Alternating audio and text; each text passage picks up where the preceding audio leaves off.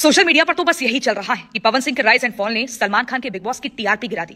बिना किसी शो का नाम लिए ये बात शो के होस्ट अशनीर ग्रोवर भी कह चुके हैं। उसके बाद से पवन सिंह के फैंस बेताब थे कि भाई कितनी संख्या से आगे पीछे हैं दोनों। तो मैं आपको बता दूं, पिछले एक सप्ताह में राइज एंड फॉल शो को ओटीटी पर 38 लाख दर्शकों ने देखा है और वहीं सलमान खान के बिग बॉस को मात्र 24 लाख लोगों ने। जी हाँ, ये बात बिल्कुल सही है। जो ये बोल रहे हैं बिल्कुल सही है कि पवन सिंह ने बिग बॉस का टीआरपी गिरा दिया है। जी हाँ, पवन सिंह की वजह से ही ऐसा हुआ है कि इस बात से आप हैरान हो जाएंगे और बिग बॉस वाले भी कभी नहीं सोचे थे। यहाँ तक कि बहुत सारे यूट्यूबर ऐसे ऐसे वीडियो बनाए हैं जो बोल रहे हैं कि शायद नहीं गिरा होगा, ये झूठ बोल रहे हैं। इसमें पूरी तरह से सच्चाई है। जी हाँ, आप खुद साइट पर चेक कर सकते हैं, जाकर वहाँ पे देख सकते हैं कि किसका रेटिंग कितना है और कितना नहीं है। और आप माने या ना माने, सिर्फ और सिर्फ पवन सिंह की वजह से ही हुआ है। जी हाँ, अगर पवन सिंह को उस शो में नहीं लिया जाता, कदम नहीं रखते, तो ऐसा नहीं होता। बता दूं कि राइज एंड फॉल शो जो खोला गया और वो सलमान खान के कंपटीशन में ही किया गया है। जी हाँ, सलमान खान के विरोध में गुस्से से ही ये शो निकाला गया है। ये खास के लिए भोजपुरी के लिए गर्व की बात है कि भोजपुरी का एक सुपरस्टार जाता है, पवन सिंह जैसे इंसान जाता है और टीआरपी को गिराकर रख देता है। बिग बॉस में जाने के लिए बड़े बड़े सुपरस्टार तरसते हैं कि जाए उसमें हम थोड़ा सा मेरा नाम फिर मिल जाए और ये बात आप यकीन मानिए कि सलमान खान के भी ये न्यूज पास पहुंचा होगा, ये जाने होंगे तो उनका भी माइंड हिल गया होगा कि कोई ऐसा व्यक्ति है जो हिला। और बात आपको बता दूं कि पवन सिंह को जितना राइज एंड फॉल वाले जो पैसा नहीं दिए होंगे, उससे कई गुना ज्यादा पवन सिंह से टीआरपी मिल गया और कई गुना पैसा कमा लिया। जो भी हो, ऐसा वीडियो देखकर सुनकर आप सभी को कैसा लग रहा है नीचे कमेंट में बताना ना भूलिए। वीडियो को एक लाइक करें, लोगों तक ज्यादा शेयर करें, चैनल को सब्सक्राइब कर ले, फेसबुक को फॉलो करके जुड़ जाइए।